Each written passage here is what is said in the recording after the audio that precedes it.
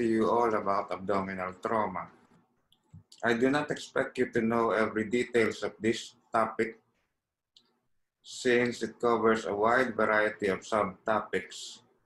At the end of this lecture, what is expected of you is to know at least the basic principles in the diagnosis and management of abdominal trauma and the different organs that may be involved.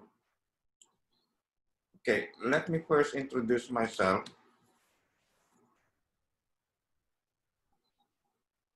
I am Dr. Angel Dakigan. I am based in Rizal and currently the Provincial Health Officer 1 and Provincial Department Head, managing the 10 local government hospitals there. There are 6 in the province and 4 in Antipolo City.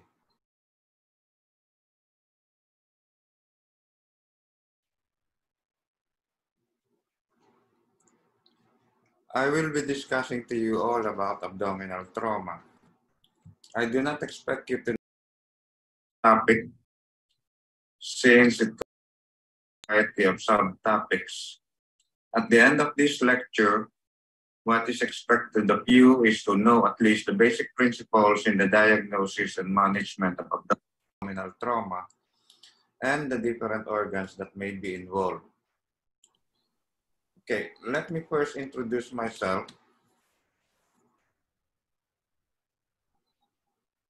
I am Dr. Angel Dakigan. I am based in Rizal and currently the Provincial Health Officer 1 and Provincial Department Head, managing the 10 local government hospitals there. There are 6 in the province and 4 in Antipolo City. I am also concurrently the medical director of the biggest government hospital there, the Rizal Provincial Hospital System, Binangonan Annex. So for those of you who are from Rizal or even hindi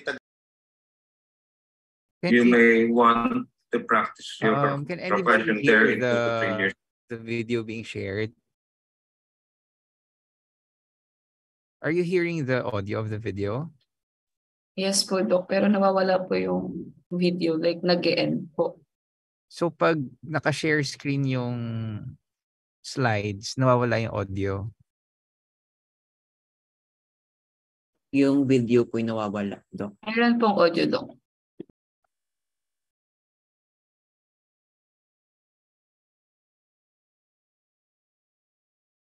Sabi kasi sa akin ni Doc, wala daw audio eh. So, I don't know which is which. Time. How about now? Hopefully. Can you hear the... I am more than willing Meron po, to Doc. help and accommodate you. So, si Carl, Doc... okay na. May audio na. FEU Okay graduates po. Okay po, sir. who have finished the residency training here at FEU.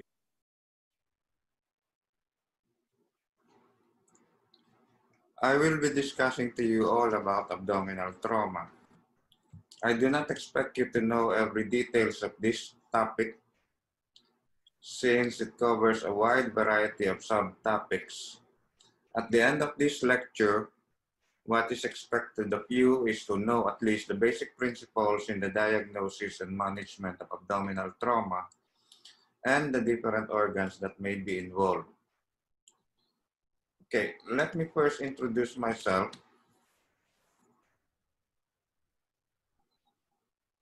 I am Dr. Angel Dakigan. I am based in Rizal and currently the Provincial Health Officer 1 and Provincial Department Head, managing the 10 local government hospitals there. There are 6 in the province and 4 in Antipolo City. I am also concurrently the medical director of the biggest government hospital there, the Rizal Provincial Hospital System, Binangonan Annex. So for those of you who are from Rizal or even hindi taga Rizal, you may want to practice your profession there in 2 to 3 years' time, hopefully. I am more than willing to help and accommodate you. Actually, we already have several FEU graduates who have finished the residency training here at FEU and are now practicing or even working there. Some of them are also your professors. Okay, so much for that. Let's go on with the lecture. As I said a while ago, it is enough for you to at least know the basic principles in the diagnosis and management of abdominal trauma. Who knows, one of these days, you might be placed in a situation where you are the only doctor around and is called to attend to an emergency trauma victim. The initial evaluation and immediate resuscitation of an injured individual follows the primary survey, the ABCs, airway, breathing, and circulation. Although sometimes you may have to restore the circulatory volume first before proceeding with the airway instrumentation. The goals of the primary survey are to identify and treat the conditions that may constitute an immediate threat to the life of that injured individual. The aim is to provide a timely intervention that could significantly improve the outcome. And so the initial evaluation is simultaneously done with rapid resuscitation.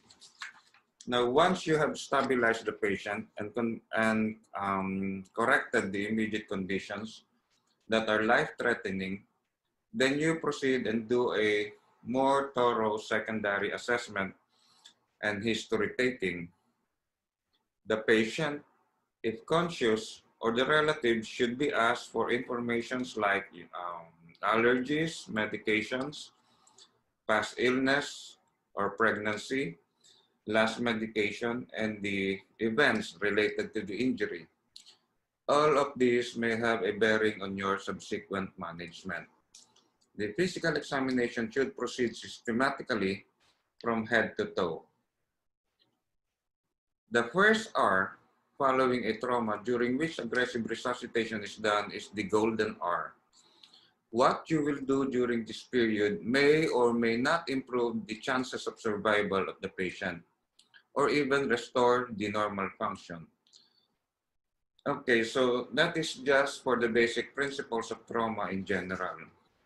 Now we go specifically to abdominal trauma. A careful abdominal examination takes place in the secondary survey. However, physical examination of the abdomen most of the time are unreliable due to alcoholic intoxication or head or spinal injuries. This can complicate the clinical evaluation. Fortunately, with few exceptions, it is not necessary to determine which intra-abdominal organs are injured. Most of the time, what is there to determine is whether an abdominal exploration is indicated or not. The presence of abdominal rigidity and a hemodynamically unstable patient may need prompt surgical intervention without any further diagnostic workups. So on inspection, check if the abdomen is distended or flat. Are there any external signs of injuries or wounds at the back?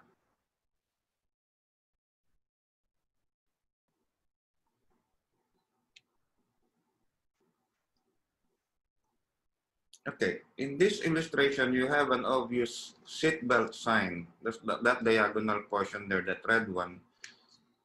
In penetrating injuries, such as this, try to visualize the trajectory of the penetration. Visualizing it may more or less give you an idea what are the possible organs involved. So, in this illustration, most probably tinamaan ng stomach, splenic flexure or small intestine.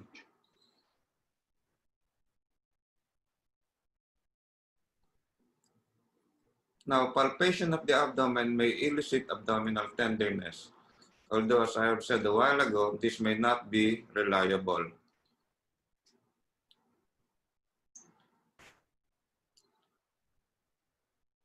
Abdominal trauma is generally classified into two, blunt or penetrating. More energy is transferred over a wide variety or a wide area in blunt abdominal trauma than penetrating injury, so that you have more or less You now expect possible multiple injuries in blunt abdominal trauma compared to penetrating injuries, where the damage is usually localized to the path of the bullet or the knife used. The organ most likely to be injured in blunt injuries are the liver, the spleen, and the kidneys. These are fixed solid organs. For penetrating injuries, the organ with the largest surface area are most likely to be injured, and these are the small intestine, liver, and colon. Now, there are four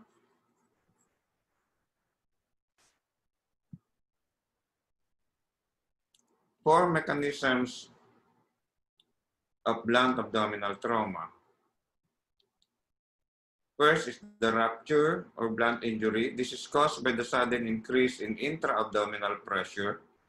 An example is when an individual suddenly encounters a frontal impact with his seat belts on.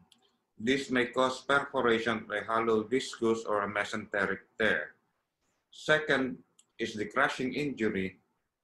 This is caused by a direct force to the anterior abdominal wall, squeezing the organ between the force and the vertebral column. These are common in the elderly and those who are intoxicated with alcohol. Third is the acceleration-deceleration injury. The sudden force may cause a tear of the organ on its pedicle and may damage its vasculature. And fourth, these injuries, iatrogenic injuries, are induced inadvertently during a particular procedure or maneuver, like in doing a cardiopulmonary resuscitation or for performing a Heimlich maneuver. If vigorously done, this may cause rib fracture and further damage.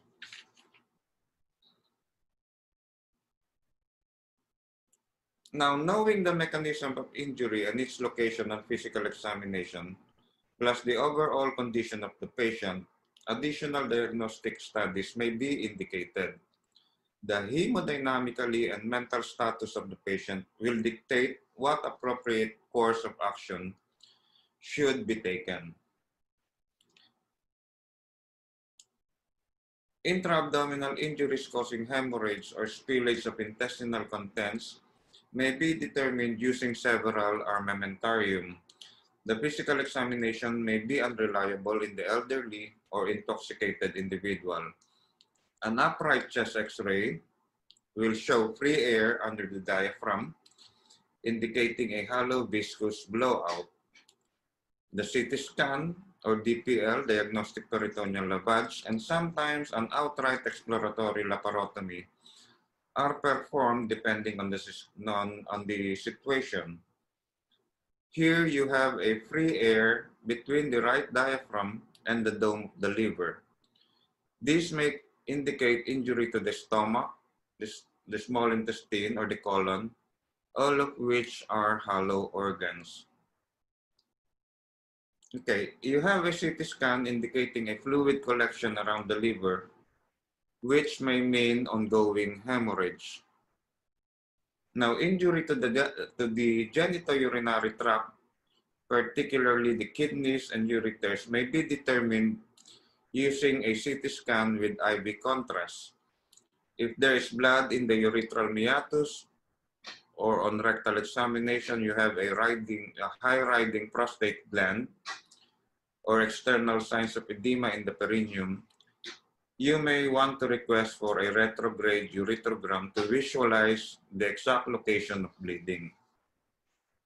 Blood in the peritoneal cavity may be determined by performing either of the following: a FAST, a DPL or diagnostic peritoneal lavage, or an abdominal CT scan.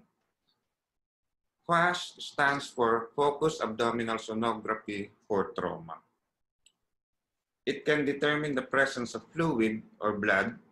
However, the exact location or source of hemorrhage cannot be determined. In patients found to be positive for FAST and are hemodynamically stable, the surgeon may have the luxury of observing these sets of patients with no immediate indication for surgery.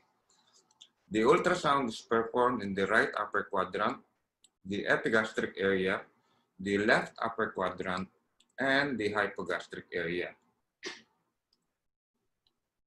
Okay, you have here a sample of pus showing a dense structure in between the liver and the right kidney. There. Or a blood surrounding the spleen. And possible hemorrhage at the dome of the bladder.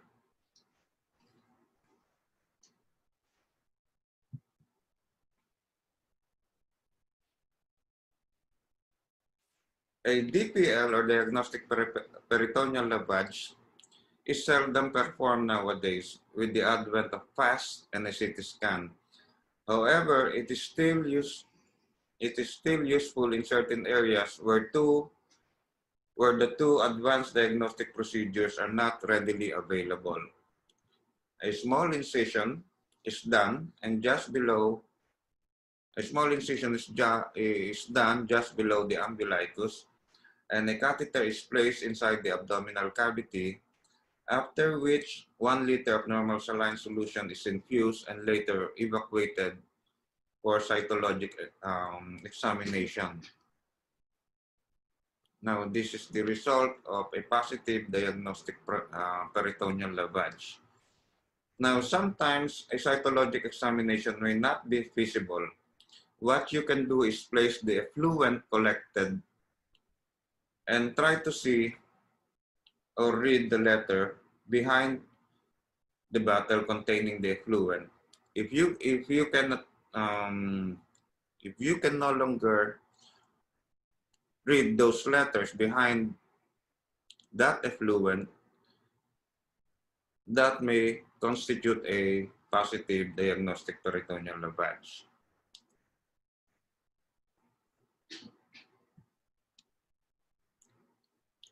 In general, the operative approach and exposure is that of a generous midline incision extending from the xiphoid process down to the hypogastric area.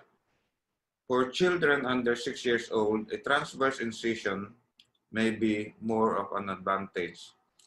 All injured patients undergoing an operation should receive a preoperative antibiotics. Now, the type of antibiotics is determined by the anticipated source of contamination. Additional doses should be administered during the procedure. A tetanus prophylaxis is also administered to all patients. Okay, once inside the abdomen, this is where your surgical decision-making is important. In blunt abdominal trauma, the liver and the spleen is usually palpated first and packed if fractured. All source of hemorrhage should be addressed first. Once overt hemorrhage is controlled, the source of enteric contamination are identified by serially running along the small and large bowel, looking at all surfaces. So abdominal exploration is done in a systematic way from the diaphragm down to the esophagus and down to the rectum and anus. Now, sometimes the patient is hemodynamically unstable, and prolonging the exploration may lead to death of this patient.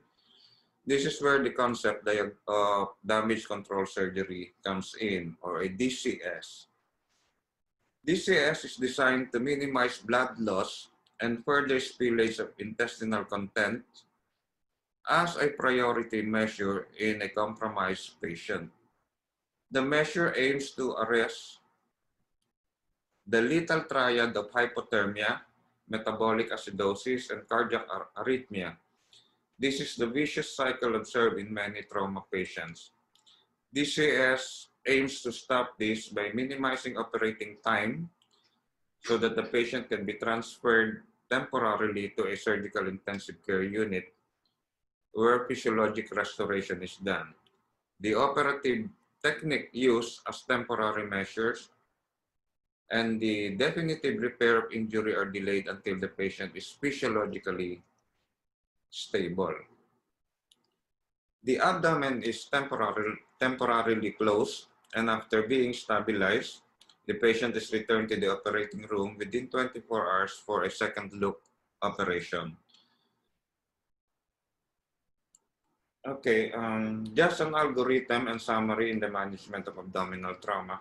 Actually, the management is almost the same for both penetrating and blunt trauma.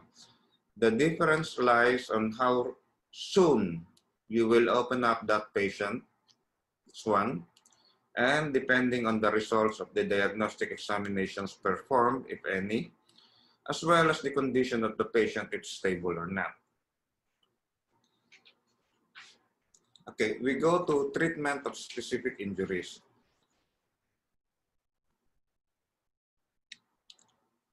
Anatomically, both the spleen and the liver are located within the thoracic cage, so that in patients manifesting with lower rib fracture, these are the two organs which should be considered and may be potentially injured. In penetrating chest injury below the fifth intercostal space, the diaphragm may traverse and enter the peritoneal cavity.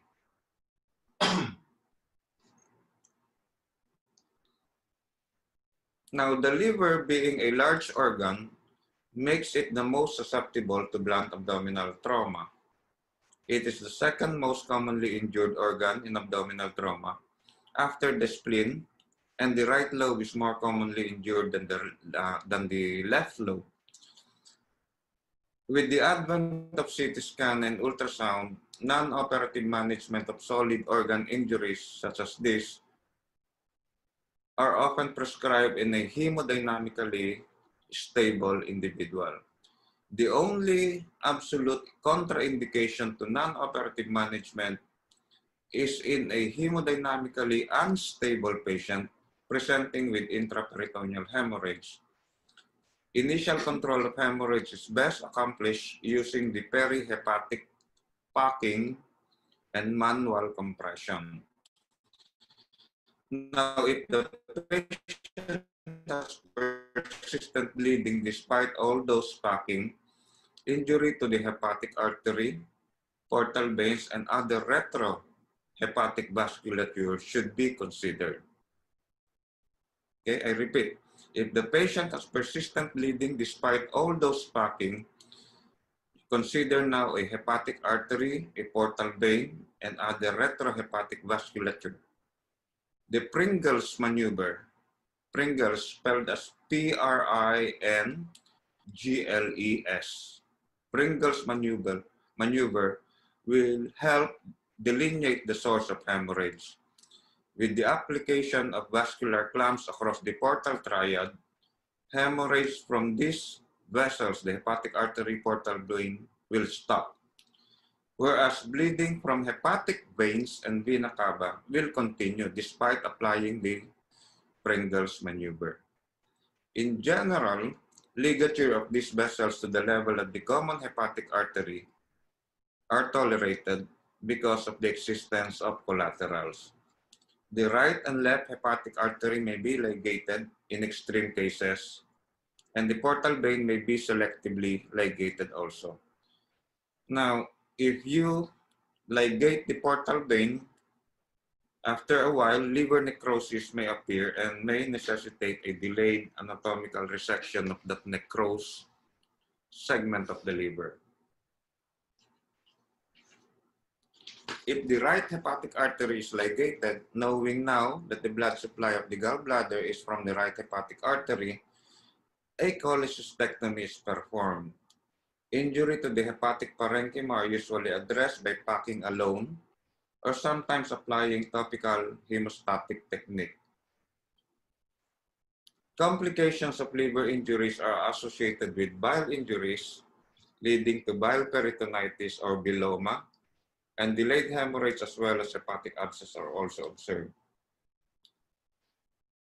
You have here if you will look at this crescent-shaped hypoechoic collection indicating a subcapsular hematoma of the liver. A CT scan, again, depicting intraperitoneal blood.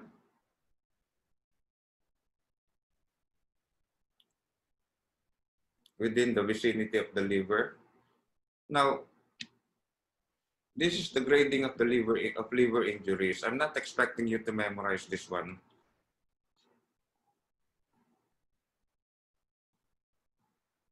It's enough for you to know that grade 1 and grade 2 injuries are considered minor, and grade 3 and grade 4 are considered severe, usually requiring surgical intervention.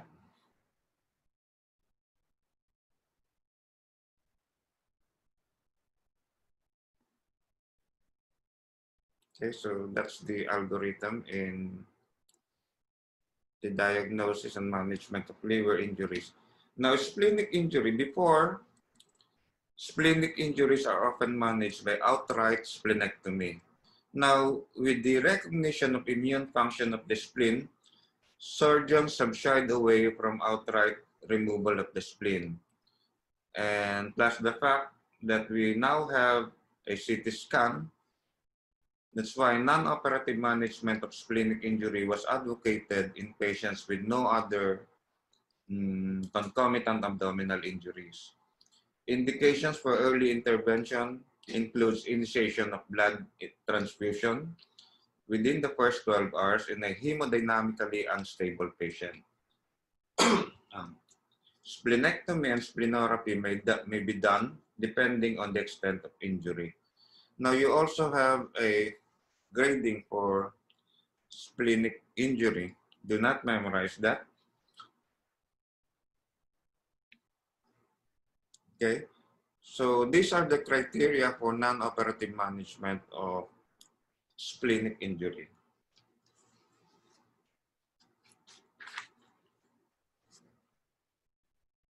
Now, okay, as I said a while ago, before we do left and right splenectomy, now with the advent of CT scan, we now have a selective management of splenic injury.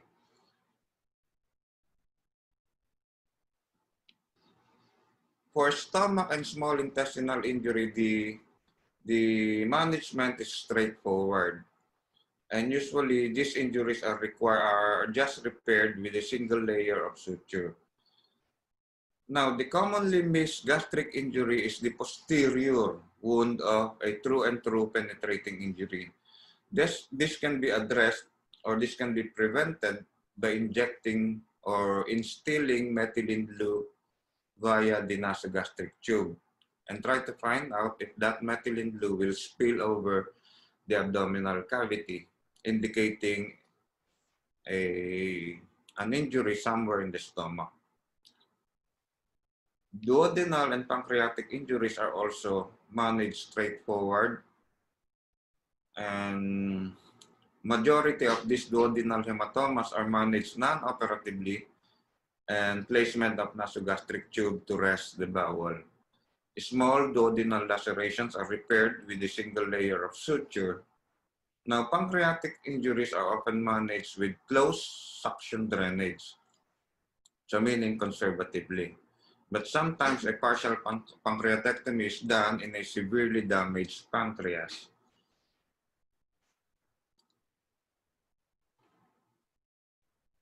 For colorectal injuries,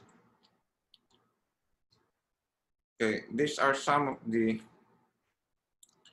doing a digital rectal examination, a sigmoidoscopy or barium enema may zero in on the diagnosis of a colon or rectal injuries.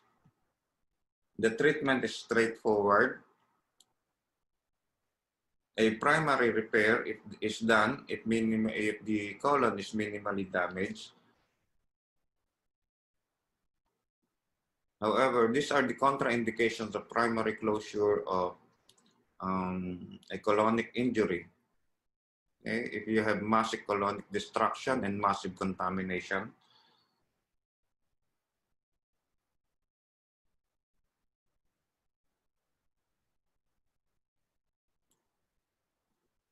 if you have massive contamination and you have several segments of the colon that are injured, a resection may be warranted.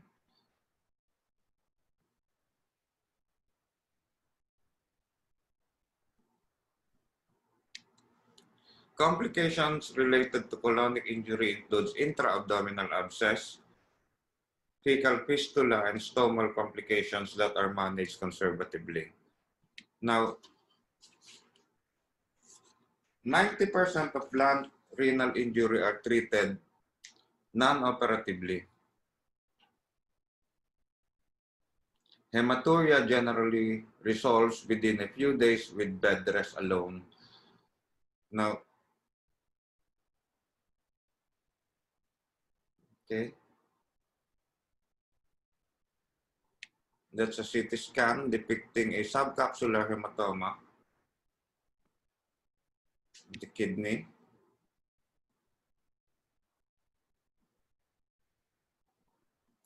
It's either you do a partial nephrectomy, or if there is total avulsion of the pedicle, a total nephrectomy is done.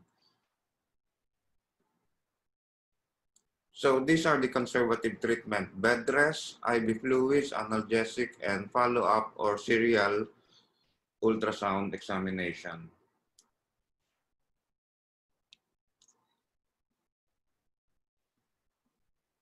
Injury to the ureteral system are not uncommon. These usually are seen in patients with pelvic fracture, and these are usually managed conservatively.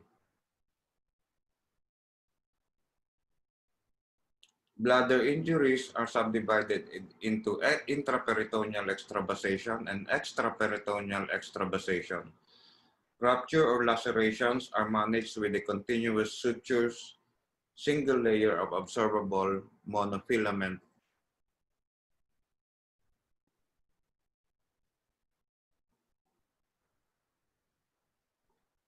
Okay, for pelvic fracture, what is important here is bony stabilization using external fixators. Okay, this is to stop the bleeding coming from this bony portion of the pelvis, or sometimes an embolization. Okay, a pelvic angiogram showing you external and internal iliac arteries and a multiple areas of extravasation. After embolectomy, there post-embolization, not embolectomy, post-embolization. Okay, for the last part, we have a special set of patients that warrant some consideration. We have here your pediatric age group, the pregnant women, and the elderly. Now, for the pediatric age group, the problem here are the need for special equipments of varying sizes, plus the need for different amounts of fluids and medications for this pediatric age group. Now, in pregnant women, the anatomic and physiologic changes may have an impact on post-injury evaluation.